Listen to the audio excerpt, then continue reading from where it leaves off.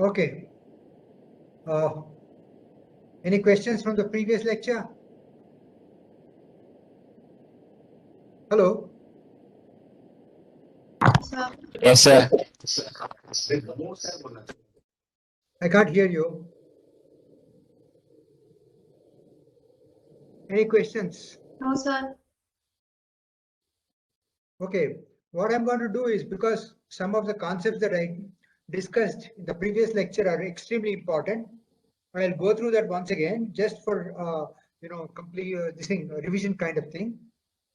The one that I talked about was linear dependence and linear independence.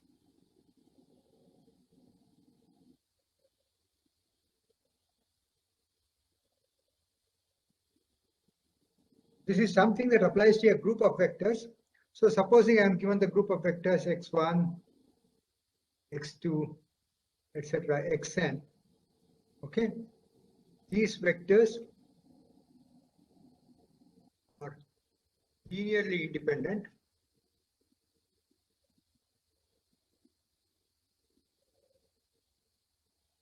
If any vector in this group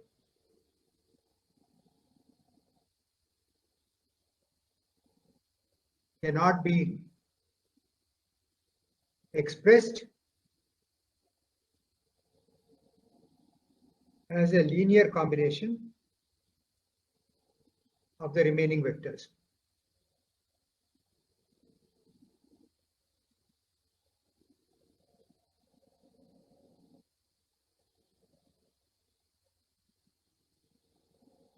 That is to say that no vector xk can be expressed as sigma over I not equal to k, comma 1 to n, ck, or rather ci xi.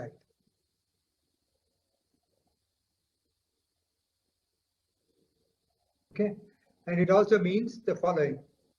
It means that r sigma over I equal to 1 to n, ci xi equal to 0, actually identically equal to 0, is valid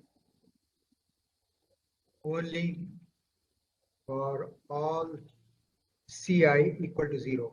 That means there is no non-trivial solution of the coefficient ci for this to happen. Okay, and I also said that one way of actually showing this, whether a set of functions are linearly independent or not, was to use what's called the Gram's determinant principle.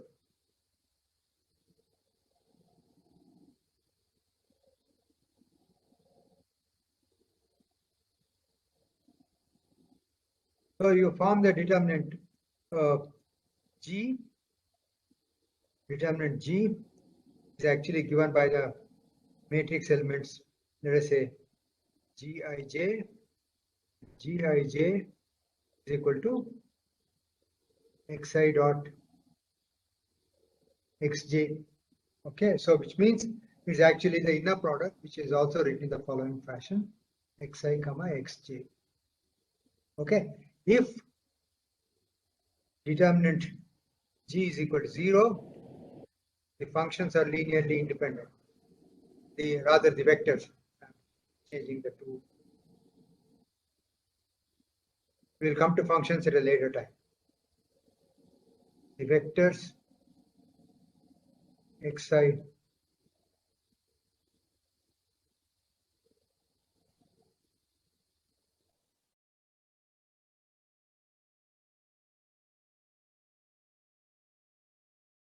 one second.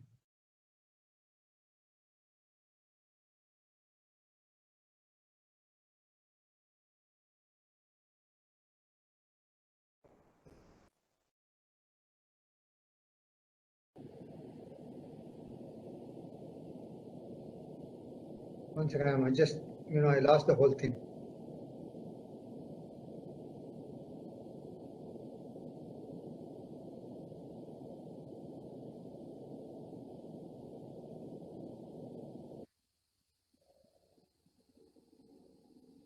Yeah.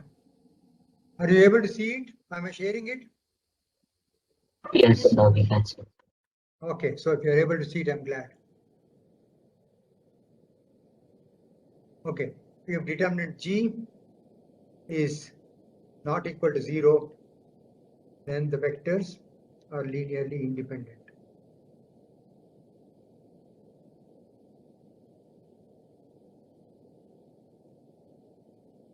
Remember, we are talking about an entire set of vectors. There is no meaning to the statement like xi is linearly independent. Okay, the entire set has to be linearly independent. That means no vector should be expressible as a sum of other vectors. Okay, so and determinant G gives the hypervolume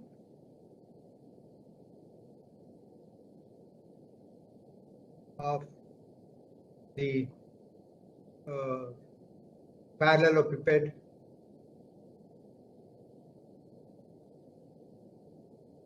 formed by the vectors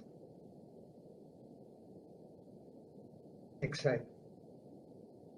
Okay, and then after this I also talked about, so this is very important, so which means that no vector should be expressible as a sum of other vectors.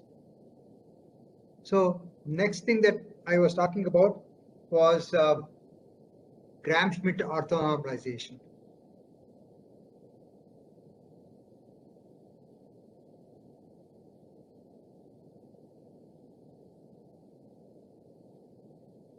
So I am given my vectors x1, x2, etc., xn. For simplicity, let me assume that they are all linearly independent. Okay. If they are linearly dependent, the number of orthonormal vectors that you will get after Gram-Schmidt process is less than n, and the orthonormal vectors, set of vectors are always linearly independent, because in an orthonormal set you can never express one vector in terms of other vectors. Okay. So let us say I want to construct the orthonormal set E1, E2, etc., En, and the property is Ei comma Ej is equal to delta Ij. That means these vectors are both normalized and orthogonal to each other.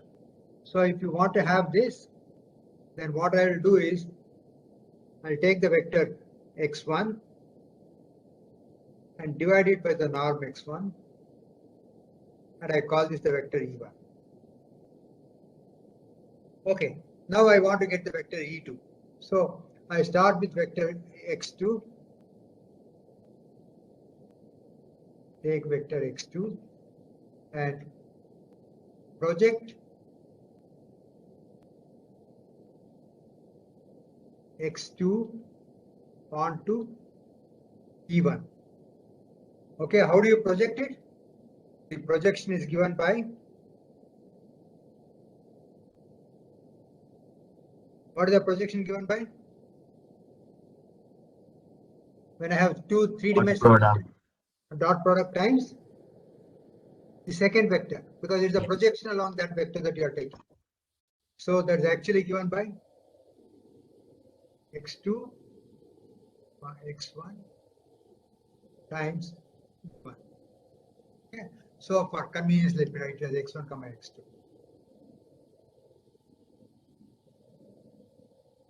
So I take x2 and I form x2 prime equal to x2 minus of x1 E1, sorry, x2 E1 E1. That means I have projected x2 onto E1 and then I'm taking out that projection.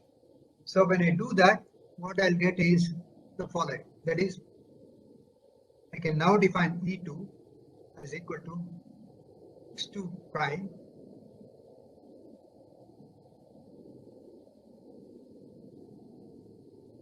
divided by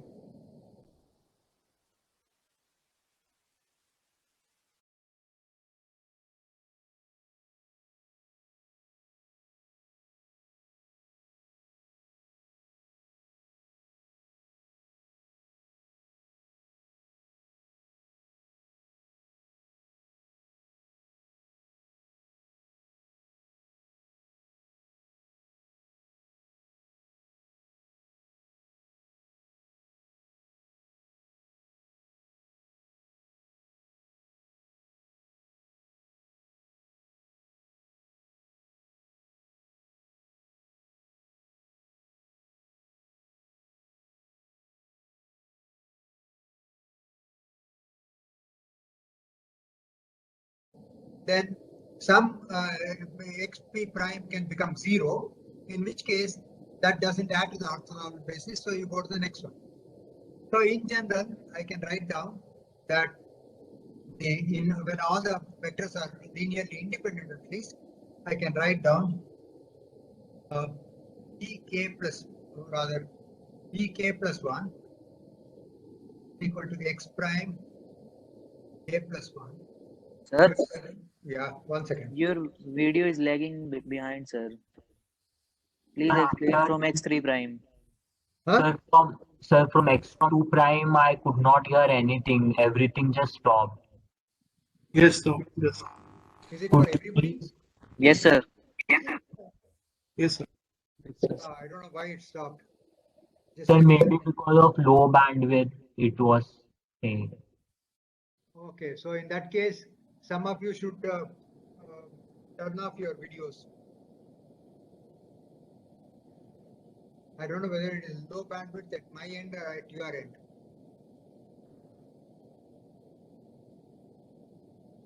Okay, so can you hear me? Yes, sir, yes. So are you able to see it now? Yes, sir, but sir, could you start from x2 prime? Okay, let me start from x2 prime. Thank you.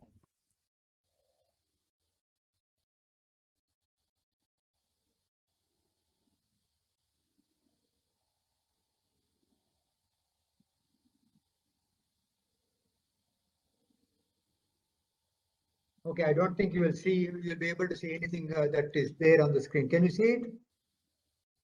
Yes, Can you see sir, the you screen? can see your screen. So x2 prime is equal to x2 minus x2 comma e1 times e1. Okay, e2 is equal to x2 prime divided by norm x2 prime. Okay, then I can come to x3 prime. So x3 prime is x3 minus the projection of x3 along e1, which is x3 comma e1 times e1, minus the projection of x3 along e2, which is x3 comma e2 times e2. And e3 is nothing but x3 prime divided by norm of x3 prime. Now let me see what is the general expression that I can write down. I have ek plus 1 is equal to x prime k plus 1 by norm of x prime k plus 1. X prime k plus 1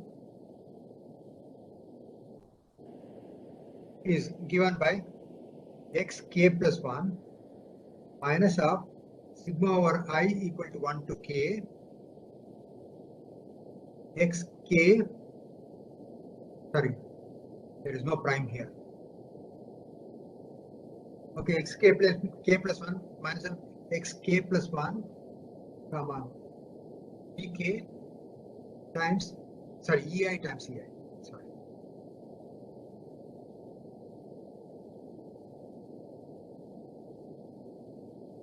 ei times ei.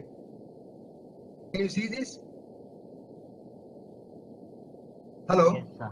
Yes, sir. Okay, so what I have done is, at any given stage, I take that vector and project onto all the previous orthonormal vectors and subtract the projections. Okay, so let me just illustrate this with a trivial example. Okay, let me take x1 equal to z. Okay, so let it be z, and x2 equal to x plus z, y2, x3 equal to x plus y plus z. Okay, now what is E1? E1 is equal to x1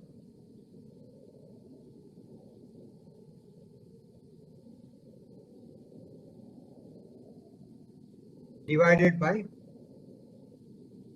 norm of x1, right? And what is the norm of a unit vector? 1. So this is going to be z. Okay. And what is E2 equal to? I have to take x2 prime, I have to construct, is equal to x2 is x plus z, right? Minus of this thing x2 comma E1 times E1, right? And E1 is itself equal to Z, right? So what do you get from here? X plus Z minus of, what is X plus Z comma E1? What is the quantity in this thing, brackets? E1 is equal to Z. So what do you get in the when you take the inner product? Hello? Hello, sir. 1. You must get 1, right? Because 1. X comma Z is 0 and Z comma Z is 1.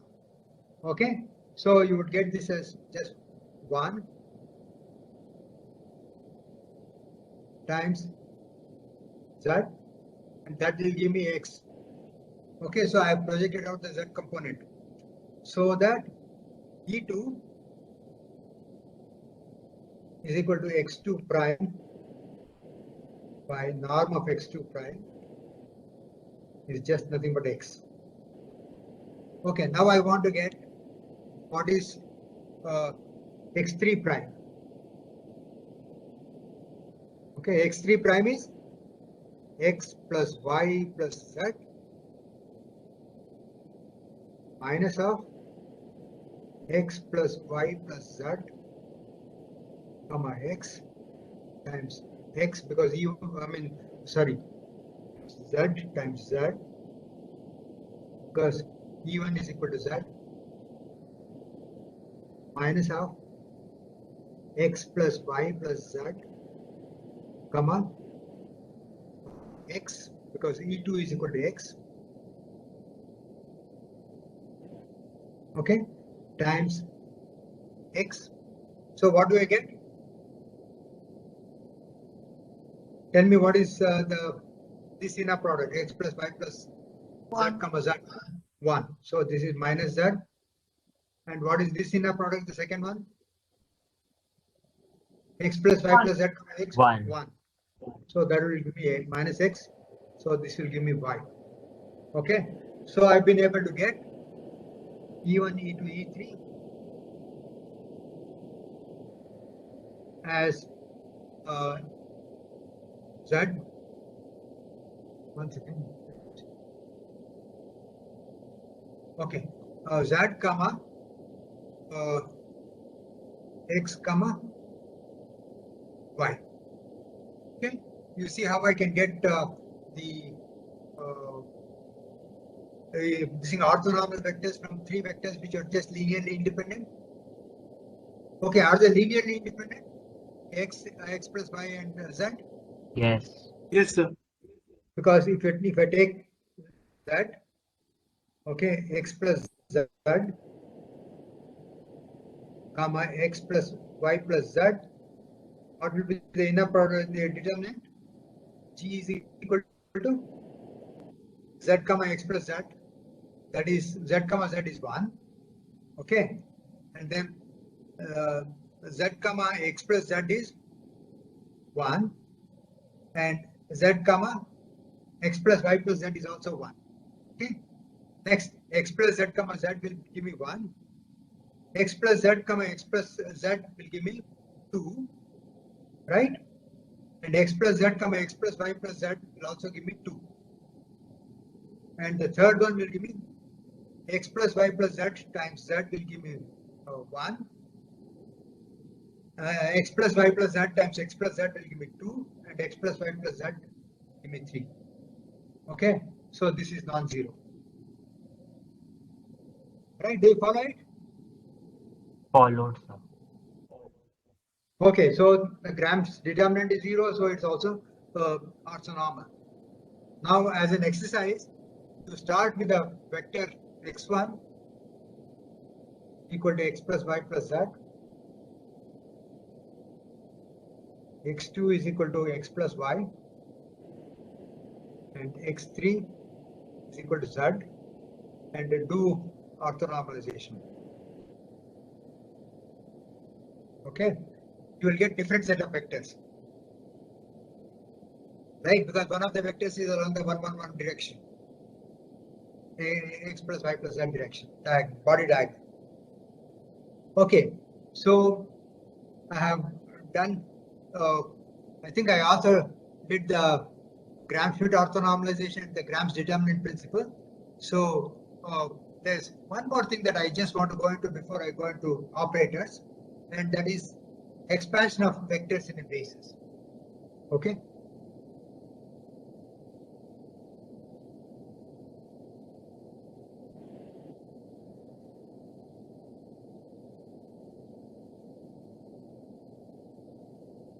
So let us say that I'm given a vector f, and let me say that the basis is E1 to En. Okay, and I want to expand this. So this I want to expand it as A1 E1 plus A2 E2 plus AN En. Now, how do you find the best values of A1, A2, A3? Best values of A1, A2, etc. A. I have put a capital, it doesn't matter. So okay, so how do I do that? For that, By best values, huh? best values. Of A1, A2, etc. AN. That's what I want to find out. I want to expand the vector f. The question is the following: can I expand vector f in the basis of E1, E2, En? If I can, then they will be written, f can be written as A1, E1 plus A2, E2 plus AN, En. Now I want to find out what is the best value of A1, A2, AN that is going to give the best possible approximation of f to these vectors. It could be an exact expression, but it can also be an approximate expression. So any questions? No, sir. Okay, so I'll proceed. Okay, so for this, what I want is, I want norm of f minus norm of, or let me put it this way.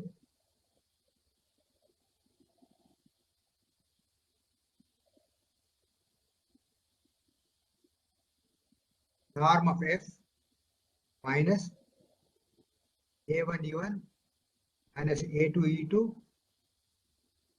minus AN En should be minimum. Okay, so let me put that as a criteria.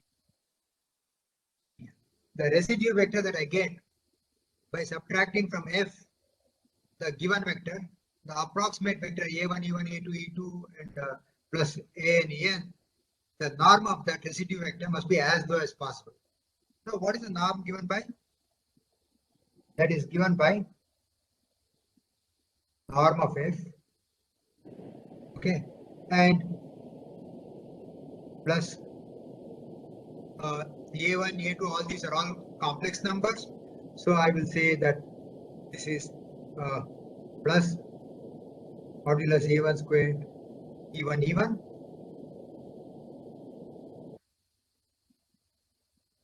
plus modulus A2 squared E2 E2 plus modulus AN squared En. Okay, that's because I have said that the vectors the vectors EI form an orthonormal basis.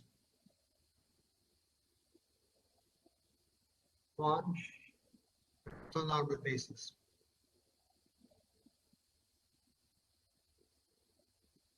That means EI J is equal to what? If it is orthonormal,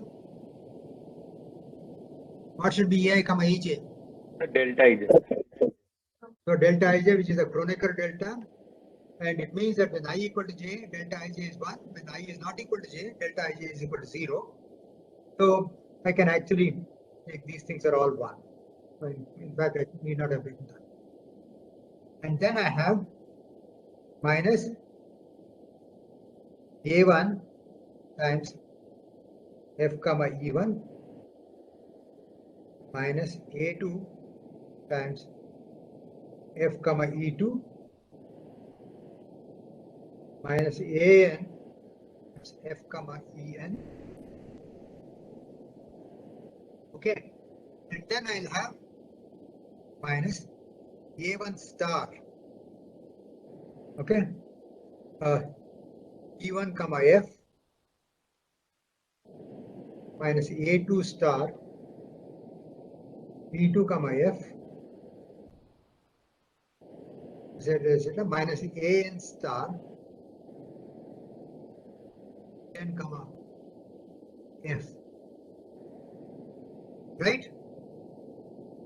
How And then I will also get, Sir, what is it? Sir, please explain this line once. Line 1 is what? F squared. So this will be actually F squared. Okay.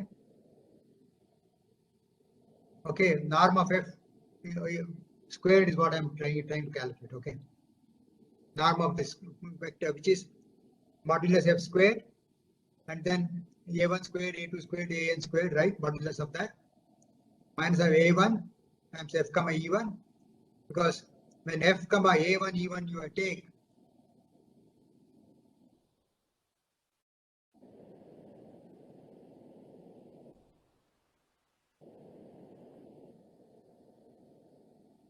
okay, and on the other hand, if I take A1 E1 comma F, my definition is that I get A1 star E1 comma F.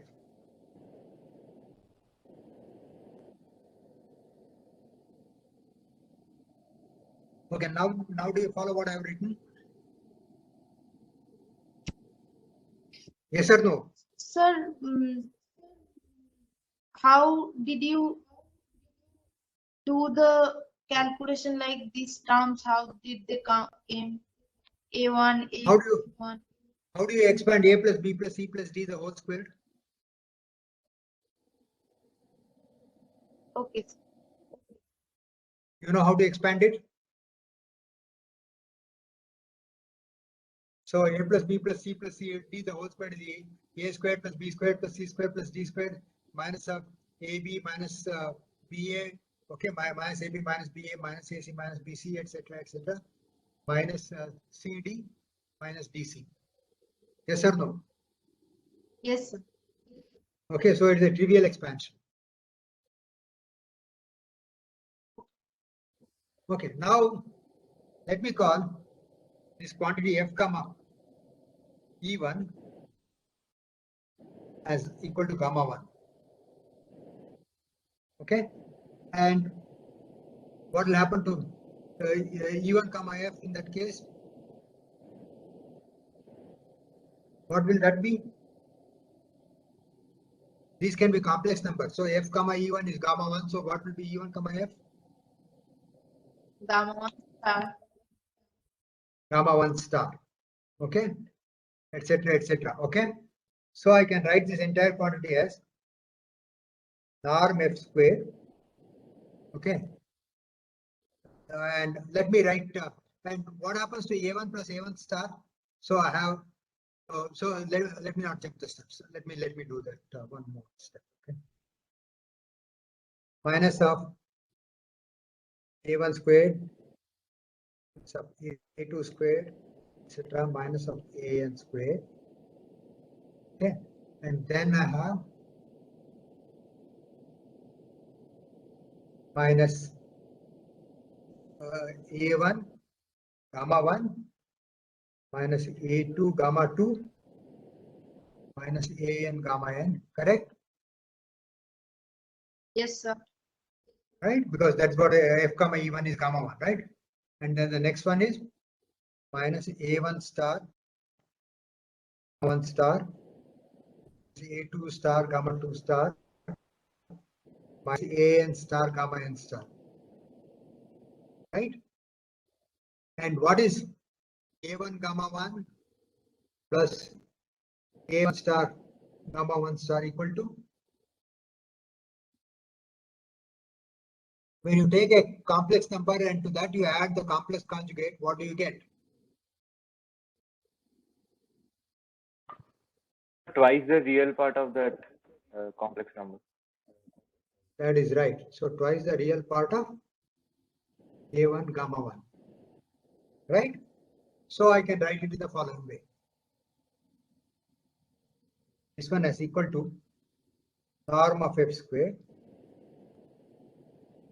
minus of, let me write the whole thing in brackets, A1 squared A2 squared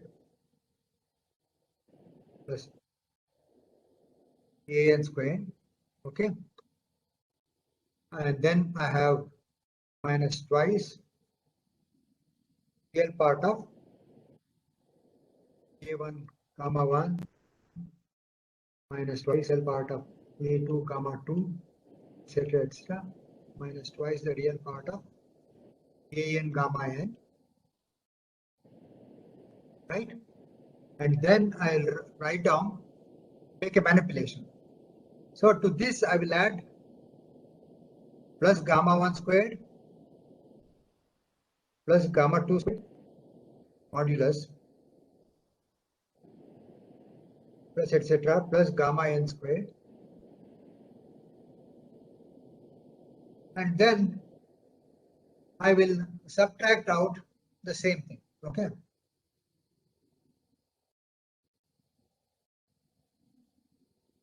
Just a second. Minus gamma 1 squared minus gamma 2 squared minus gamma n squared, what I'll write. Okay. And then I'll get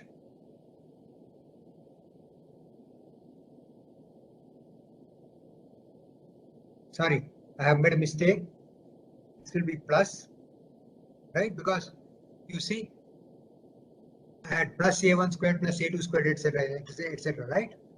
And this minus will become, this will become plus, plus, plus, and I have added plus gamma squared minus gamma squared, etc. Okay. Correct the sign. Is there any problem with this? Now there's no problem with the sign. Sir, how the two real part of that become plus? That's because, oh, that should be minus. I'm sorry.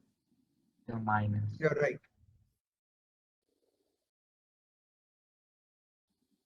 Okay.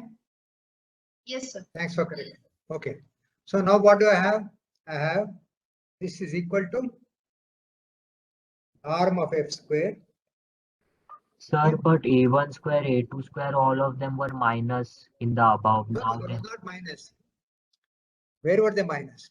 No. minus of A1 No. square, minus of A2 No, square. that was a mistake. You see, I had it plus A1 squared plus A2 squared first time. Oh yes, yes. Okay, if you see, Yes, if you see the top line, so I had made a mistake here. Okay. I'll change it. Okay. I'm glad you pointed it out. Okay. So what I have now is I can write this down as sigma over I. Okay. Modulus AI minus modulus gamma I, or I can write it slightly differently.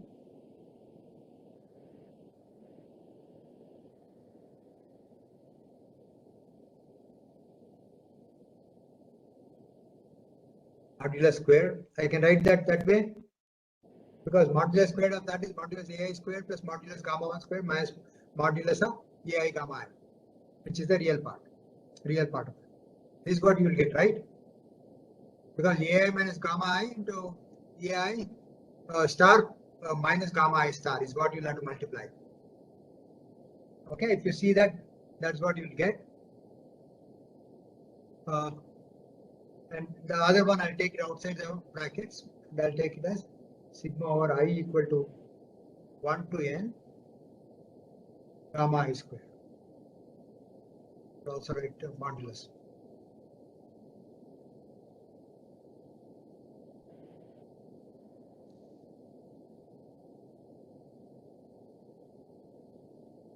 Yeah, so this is curly brackets. Okay, any questions so far? No, sir. Okay, now you see that if this quantity should be a minimum,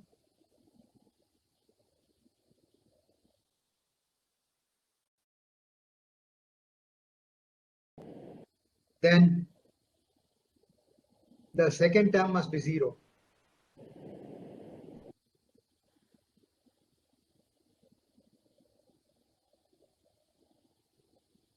Right, because the second term is all positive. Okay, it can only add to the quantity, it can never subtract. Okay, that is, I have the condition that AI must be equal to gamma I, equal to F comma EI. Right, that's how we define gamma I. Let me be very careful. F comma EI. Okay, do you agree? Yes.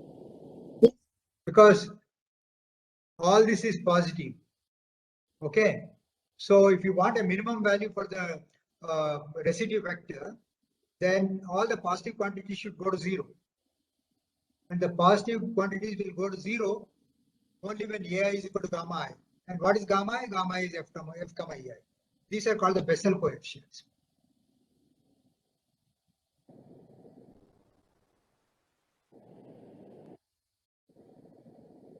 And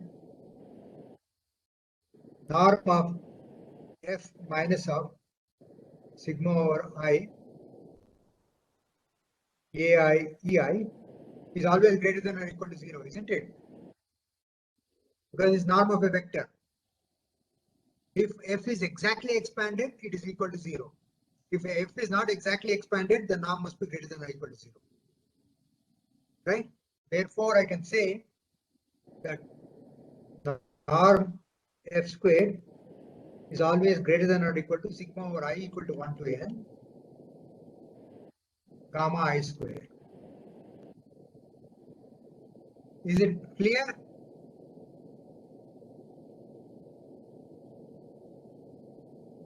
Sir, Many people Well, can you explain the line AI equals to gamma I for minimum? Then how did you get it equals to inner product of FEI?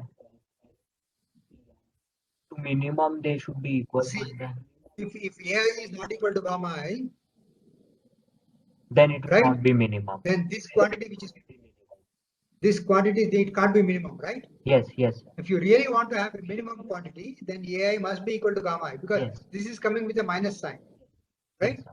So AI equal to gamma I. And how did I define gamma I? It was defined as F comma EI. Okay, okay, okay. Okay, sir. That was. Okay. Yes, sir, sir. can you explain the last line? The last line is, I started with finding out the norm of F minus AI EI square, right? Look at this one. Yes, sir. Okay. I wanted to get norm of that one, right? And that's actually a vector because we are subtracting one vector from the other vectors. Yes, sir. And norm of a vector is 0 only when it's a null vector, otherwise it's positive. Yes, sir. Right? So this entire quantity, this quantity that I have, which is, if I put this to 0, I put this to 0 because I've chosen the best coefficients. Okay. Okay. Then modulus F squared minus sigma or I equal to 1 to n gamma I squared must be greater than or equal to 0.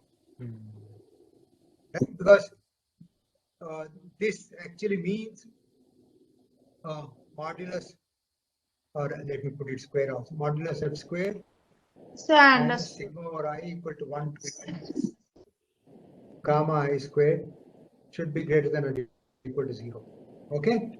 And I can, this is an inequality sign, so I can take it onto the right hand side. Okay. So when Fi norm F squared is equal to sigma or I equal to 1 to n gamma I squared, then it is called Parseval identity.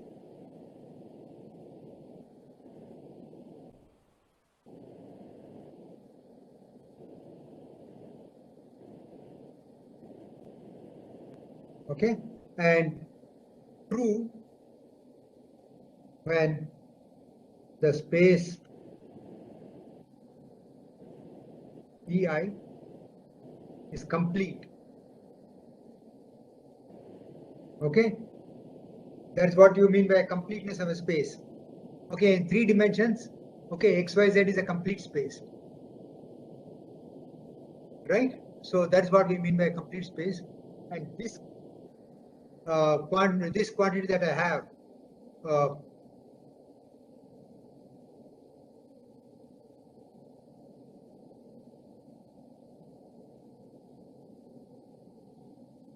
so this is called Bessel's inequality.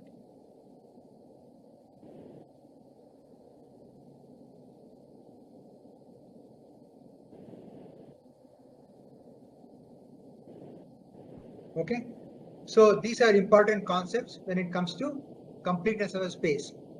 Any questions so far? No, sir.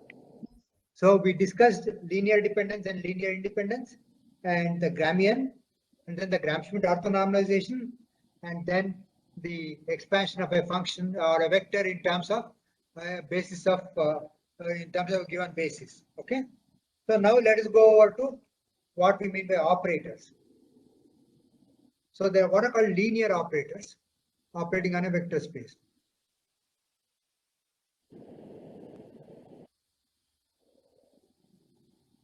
So what it means is a linear operator T, an operator T is linear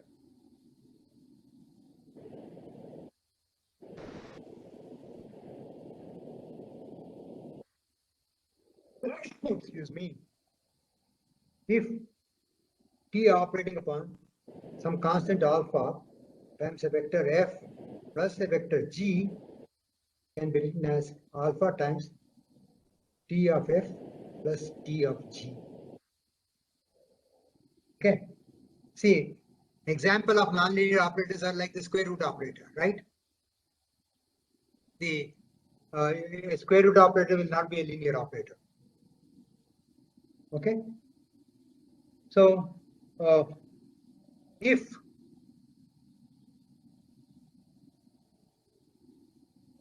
T of F is equal to F, then T is called an identity operator.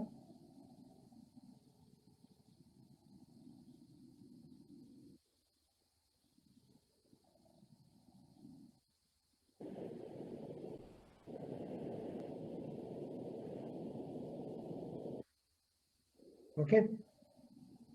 Now, let's assume that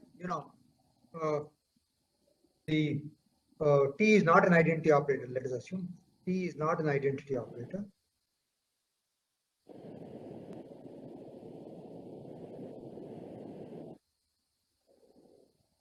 Now, if I take so T of F gives me some vector G, and some U of G gives me back the vector F. That is TUF, rather UTF,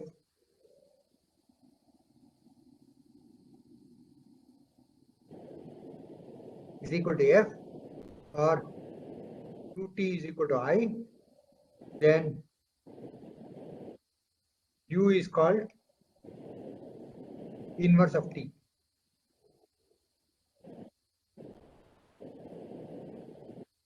Okay. Yes, sir. Now you can prove many other theorems, like for example, if I have things of the nature like if I have ST is a new operator, let us say W. Oh, it's not a vector, I'm sorry. Then W inverse is equal to T inverse S inverse.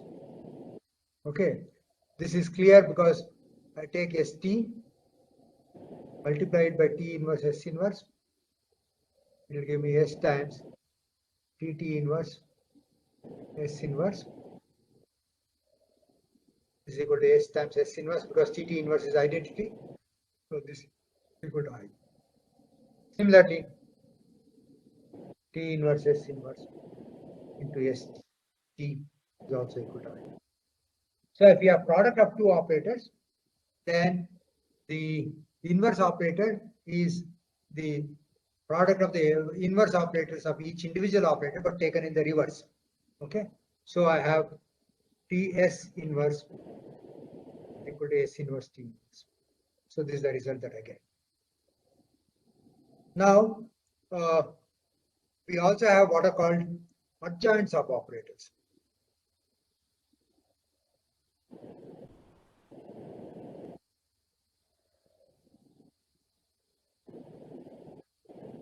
And what are adjoint suboperators? Supposing I have the following inner product. Let us take two vectors f and g, or x and y, whatever. X and y are two vectors.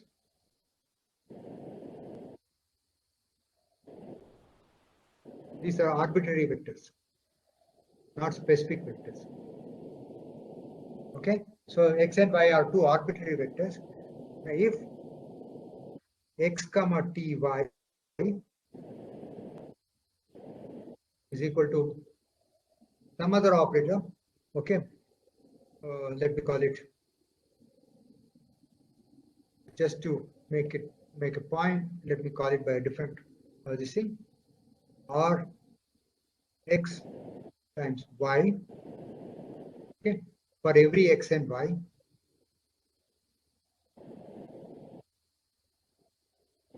then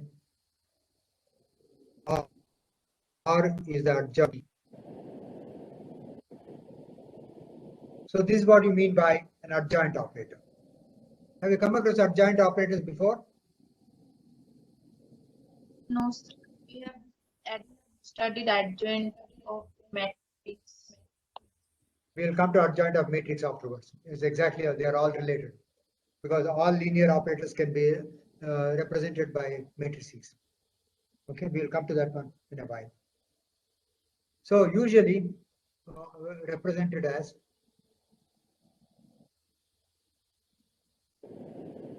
T dagger. Okay, so x comma ty equal to T dagger x comma y, then T and T are adjoints of T and T dagger adjoints of each other.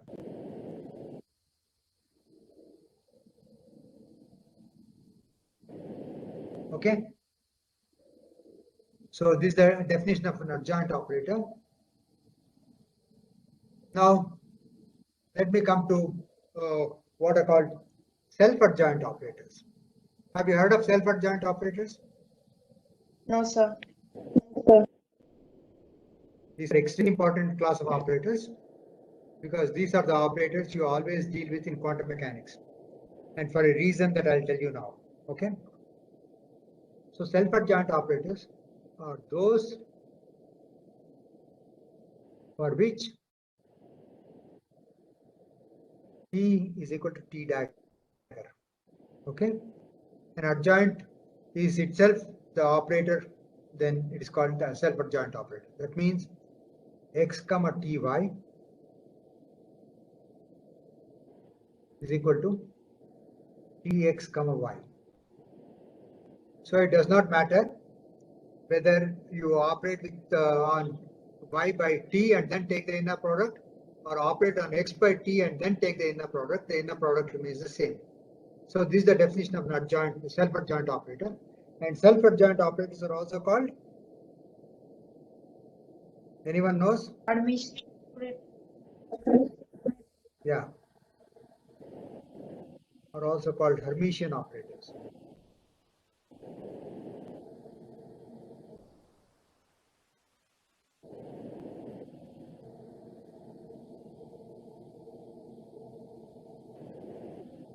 Okay, and then you have something called unitary operators.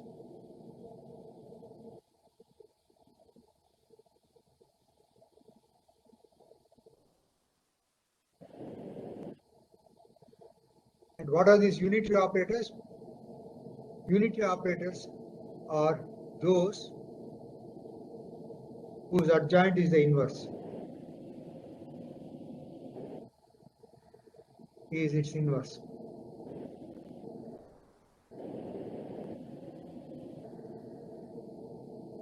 That is U dagger equal to U inverse. Okay, and what is the property of the unitary operators?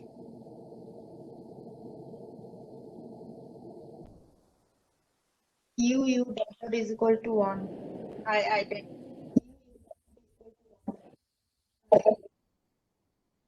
Yeah, suppose the dagger U is equal to 1. But what is the property of unitary operators? They preserve inner products.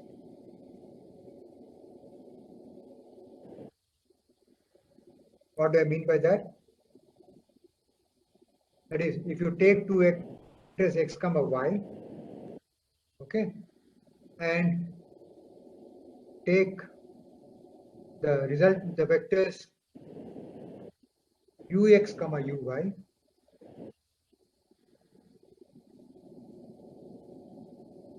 take the vector inner products. Okay. So you understand what I'm doing? I'm taking x comma y. I operate on x by u. I get some vector w, and I operate by u by y. I get an vector z. Then I'm taking ux comma uy equal to w comma z. Okay. Then my claim is this is equal to x comma y. Okay. Why is that? So I can take ux comma uy. Okay. And what is ux comma uy? If I take the adjoint of u, then I can write it as u dagger u x comma y, right? You see the definition of adjoint?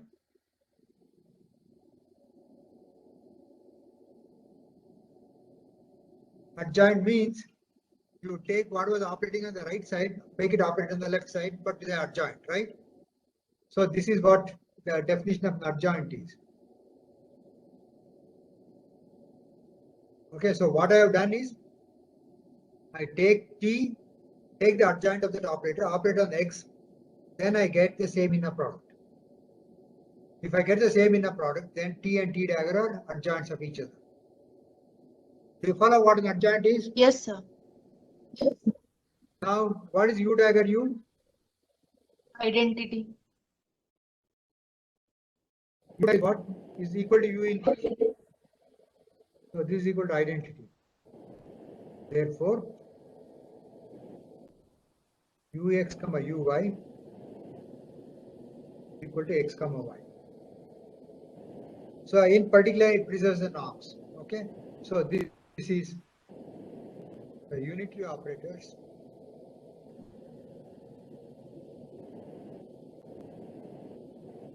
Preserve the inner product.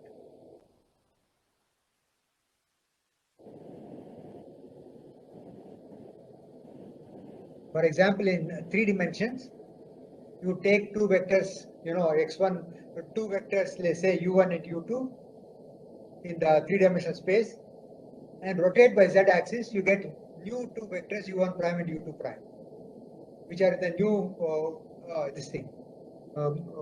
frame of reference. So let me show you what I mean.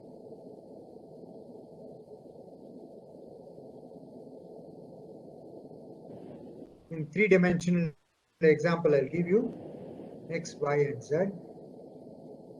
Okay, and I have two vectors, let us say u1 and another vector u2. Okay, so now what I'll do is I'll rotate this around this axis. Okay, then the axis changes, so that I'll have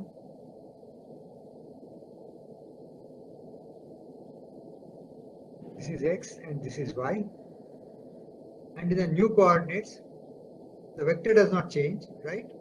So the new coordinate, this is written as u1 prime, this is x prime, y prime, z prime, and this will be written as u2 prime.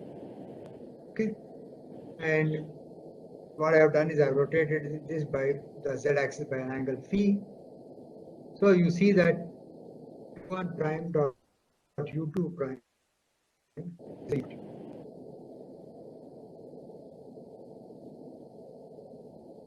You can figure out by actually writing out, see, z component does not change when you are rotating by z-axis. Okay, only the x and y components change. So I can write down u1 prime as equal to say r11 x x1 plus, let me make a slight change. If I take my x1 prime will be r11 x1 plus r12. It's not x1 prime, it is x prime.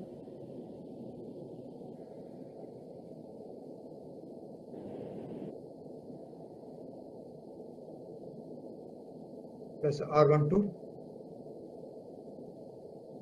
y, and they are anyway the vectors. So I have y prime is equal to r21 x plus r22 y. Okay, and you will know that r11 and r12 are given by r11 is equal to cosine of phi, r12 is equal to sine phi, r21 is equal to minus sine phi, r22 is equal to cosine phi. Okay, so my transformation matrix is the following, that is cos phi minus sine phi cos phi, then 0 0 0 1. So this is going to be happening upon u1 y, u1 z. Sir, cos, sir, And that is this R1, transformation matrix R. sir, R1 to minus sin phi, how did it came? R21 You do trigonometry, you get the coordinates. Because it's just trigonometry, okay? Because you have got to project it onto this thing. You project it. in R12 is equal to sin phi, and in the matrix R12 is minus sin phi. Oh, okay. So that's what you're saying. Okay, fine.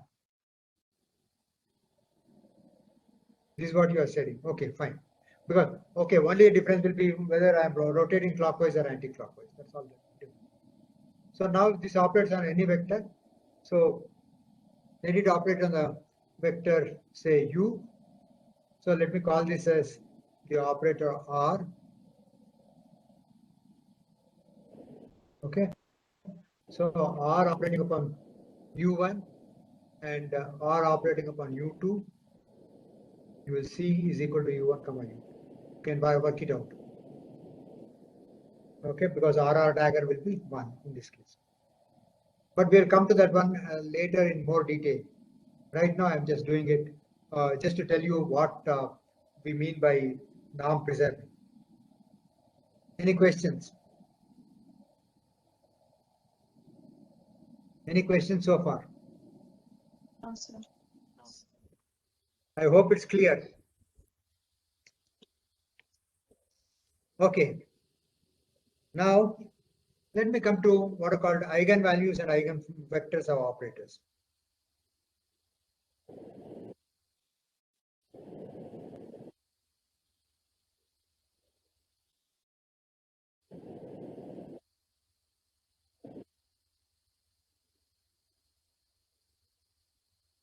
Okay, given an operator T, X is an eigenvector if T of X is some multiple of X, the resultant. Okay. Then X is an eigenvector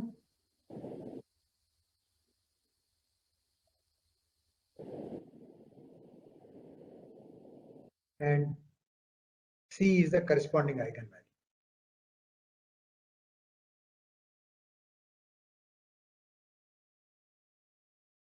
And norm X is not equal to 0. That means X is not a trivial vector.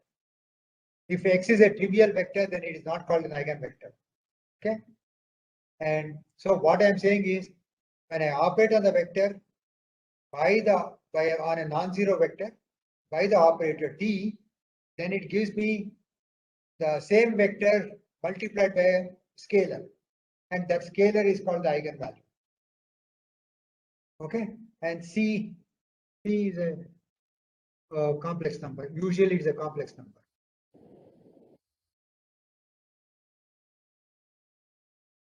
Okay. So this is the concept of what an eigenvalue and eigenvector is. Okay, it's very important to know, and we will come back and tell you why these eigenvalues and eigenvectors completely define a matrix or an operation for independent of the coordinate system. Okay, we will come back to that one at a later point. So any questions about what we mean by eigenvalue and what we mean by eigenvector of an operator? Any questions? No, sir. A very simple definition.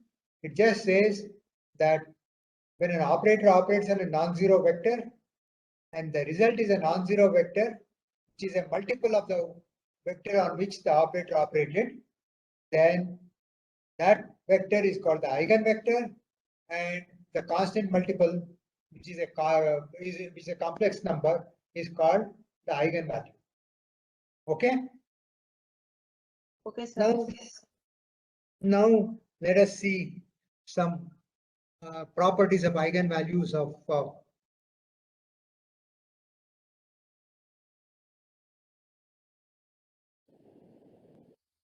the eigenvalues and eigenvectors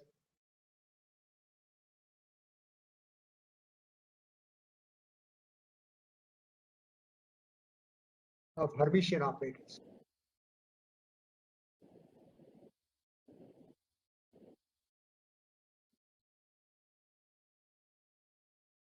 Okay. So let X be an eigenvector of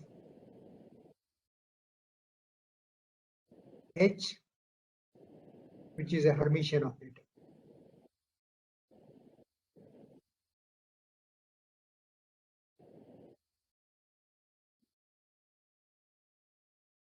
What we mean by that is H is Hx is equal to lambda x. Instead of C, I use the letter lambda. Okay. Now, what I can actually do is I can multiply on the left hand side by x, take the vector x and take the inner product of hx. So for usually this is written as x bar transpose hx. Okay. Bar implies complex conjugation.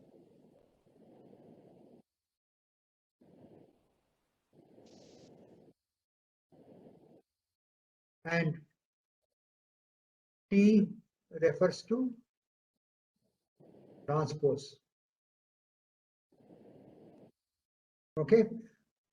It will become much clearer in the concept of, in the context of matrices. Okay. But for simplicity, let me write it this way. Okay. So now we have x hx is equal to lambda x comma x. Okay. Now what I'll do is I take the complex conjugate of this one. That means I will take the bar and this. Okay, so just a second, let me not do it on the same.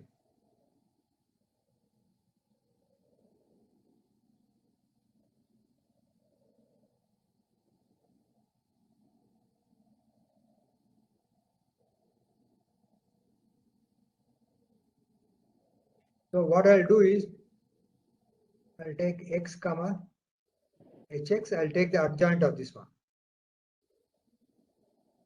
is equal to lambda x comma x adjoint of that, because I have, when I take an inner product, I have a operator which is identity operator between the vectors. So this means h dagger x x is equal to lambda star x comma x. Because when I take the same vector, it does not matter whether I'm taking the complex conjugate or not. Okay, so this is equal to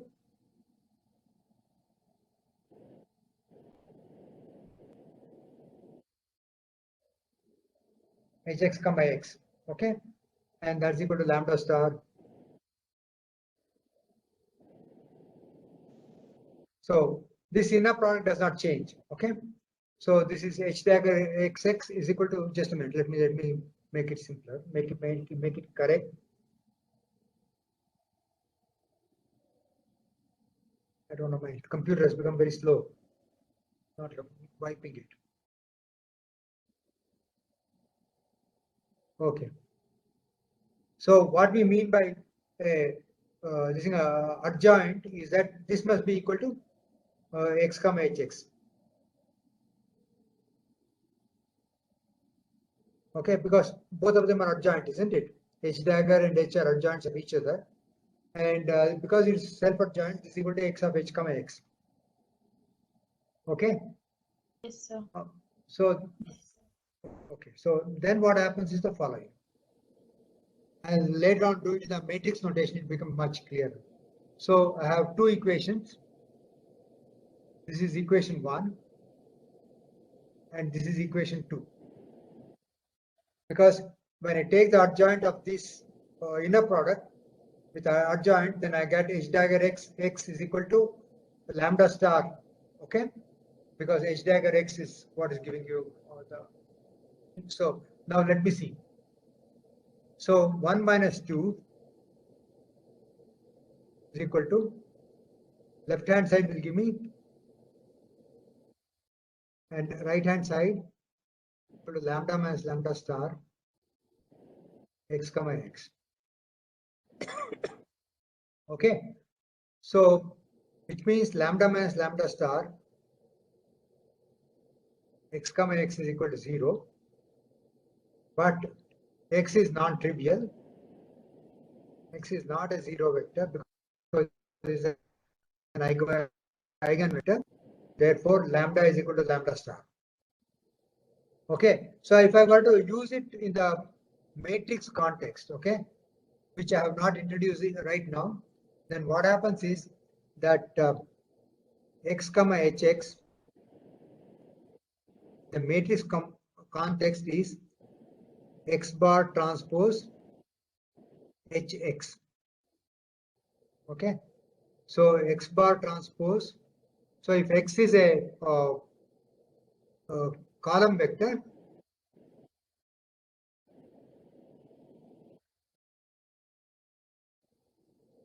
if x is a column vector,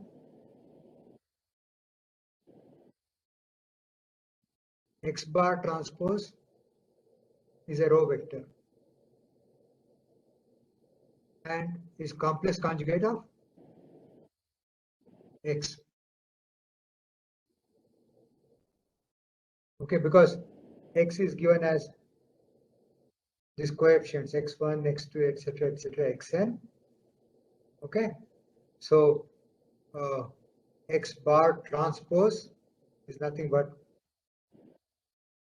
x1 star, x2 star, etc. xn star. Okay, this is a horizontal vector, this is a vertical column vector. The other one is a row vector. And you can, when you say inner product, x bar transpose is nothing but, rather x bar transpose x, sorry. X bar transpose will become x.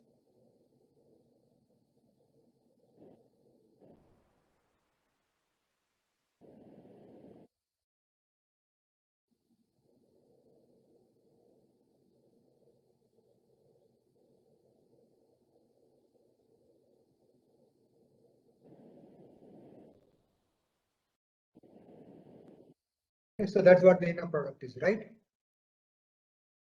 I will make it more clear when I come to matrices, but I just wanted to show you. So now I have x bar transpose hx is equal to lambda times x bar transpose x. This is equation 1. Okay, I can take the transpose bar transpose of the whole thing, which is x bar transpose h x is equal to, when I take the same thing, I'll get lambda star and I'll get x, I'll get xx bar transpose, which is again the inner product. Okay. Sir, how did you get the equation 1 here? No, just tell me again. Equation 1, can you explain it? Okay, I'll explain it to you. It's rather simple. Okay, I have hx equal to lambda x, right? I left multiply by x bar transpose. Okay, because hx is a vector, x bar transpose is also a vector, right? So Yes. this will give me lambda times. Yes. I'm left multiplying x by x bar transpose times x. Okay, so this is equation 1. Do you follow? Yes, sir. Okay, now what I'll do is I'll take hx bar transpose. This is equal to lambda star x bar transpose, right? Because hx equal to lambda x I've taken the bar transpose. Take Hermitian conjugate on both sides.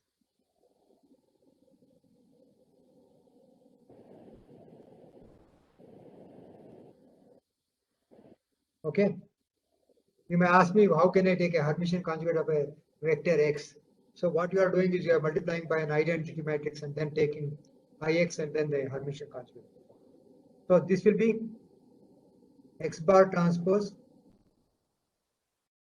h bar transpose x. Sorry, there is no x here yet.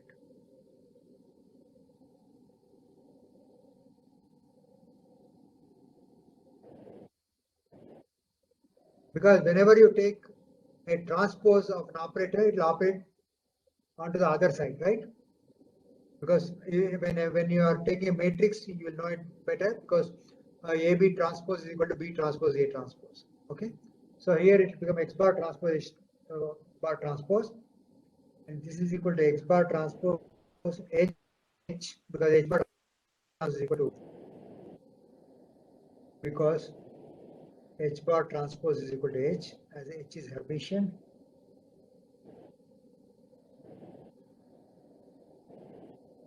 Okay.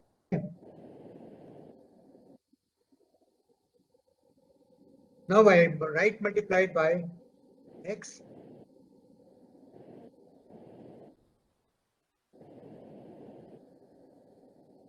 is equation 2.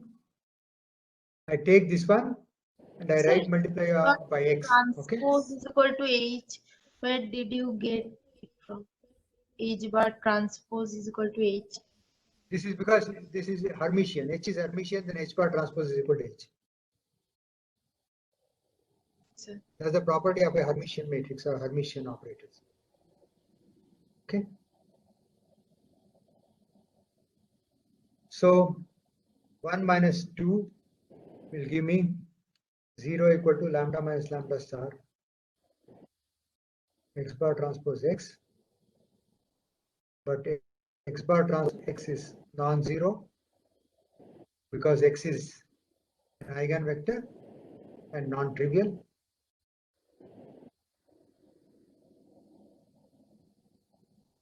Therefore, lambda equal to intercept or lambda is real. So this is how we will prove it if it is a matrix. Okay, but we'll come to matrices later on. But if it is an operator, then what I did here is what you have to do. That is, I take hx operating upon lambda x, x comma hx.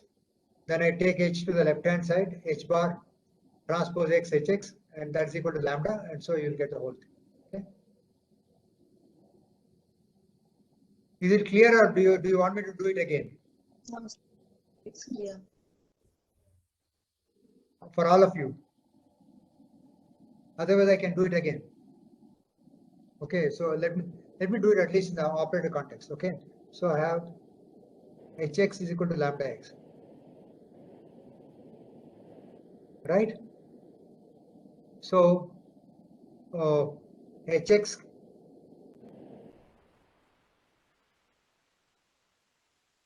hx is equal to lambda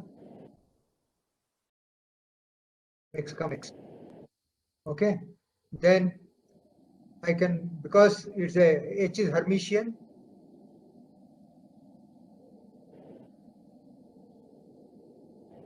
so this is given by hx comma x, right? And this is equal to lambda x comma x. Okay, and this is equal to lambda star x. Okay, and we know that xhx x comma x as h is Hermitian.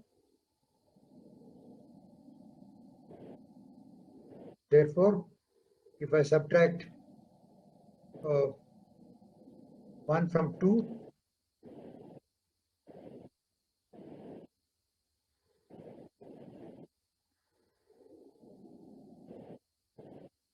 we get lambda star minus lambda, or lambda minus lambda star.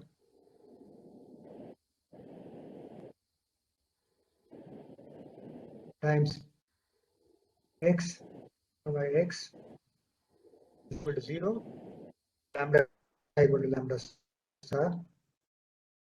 X cannot be 0, is an eigenvector. Therefore, and when lambda equal to lambda star, that means therefore lambda is real, because it's only for real numbers that the complex conjugate is the same as the number. Okay. Yes, sir. Now let me go to a second property of Hermitian operators. So property of Hermitian operators, so I can call it as theorem 1. Eigenvalues of Hermitian operators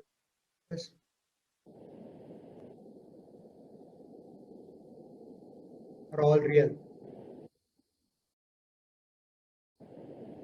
Okay. Now let me consider another case. Okay, let us consider a second property. Let x1 and x2 be two eigenvectors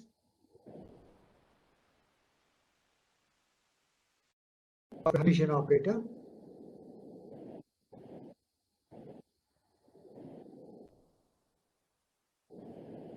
with different eigenvalues.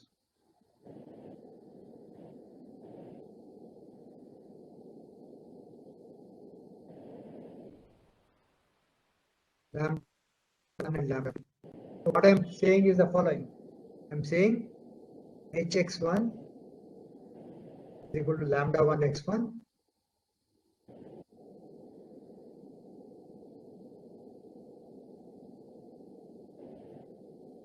and hx2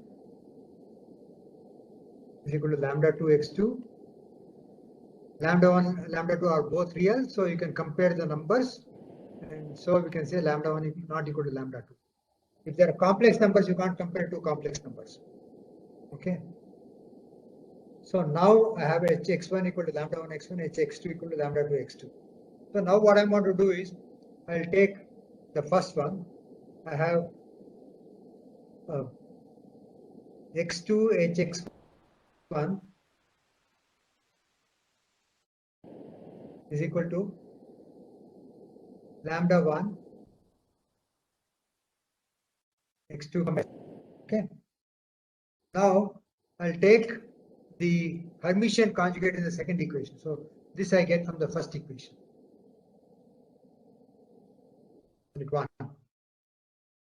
And from the second equation, what I'll do is the following.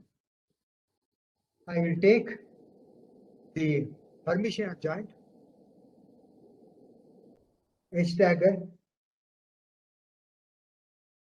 2 is equal to lambda 2 star x2. Okay, but because it's a Hermitian operator, is equal to lambda 2 x2. And H dagger x2 is what? H dagger x2 is, when I take the inner product, I'll take the following inner product, H dagger x2 comma x1. This is equal to lambda 2 x2 comma x1.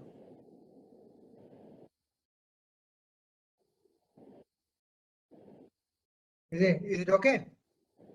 Yes, sir. Okay. And this is what? This is nothing but x2 comma hx1.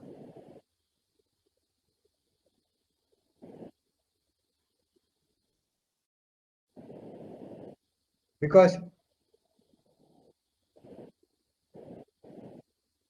H is Hermitian.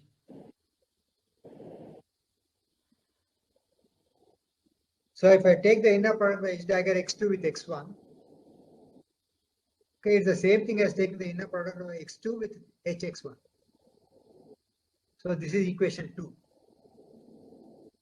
Now 1 minus 2 will give me lambda 1 minus lambda 2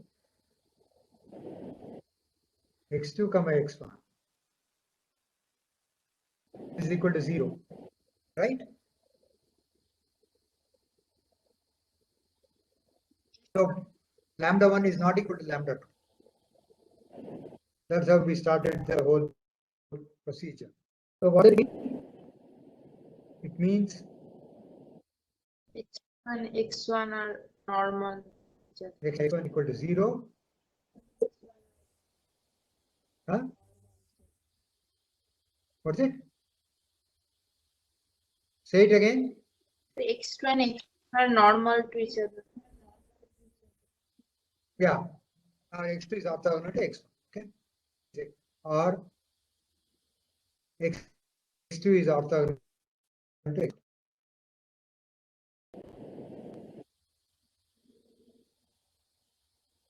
Okay.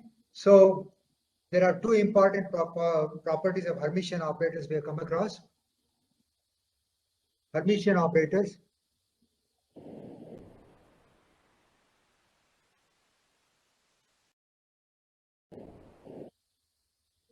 have real eigenvalues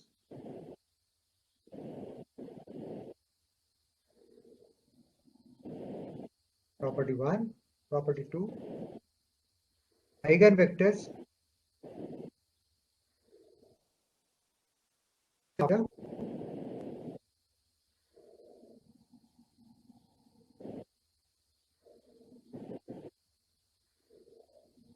belonging to two different eigenvalues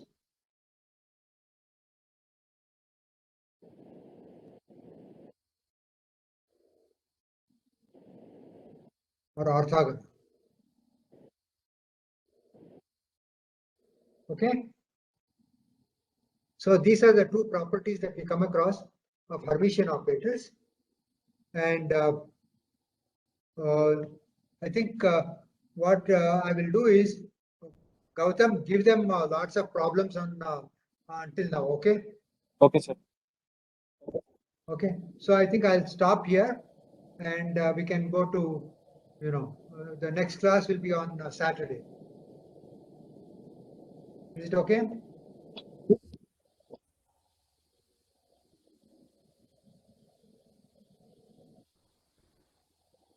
So we'll have the next class on Saturday. Is it okay? Yes, sir. Yes, sir. Yes, sir. Okay, so same time. See you on Saturday then. Thank you, sir. Okay, bye then.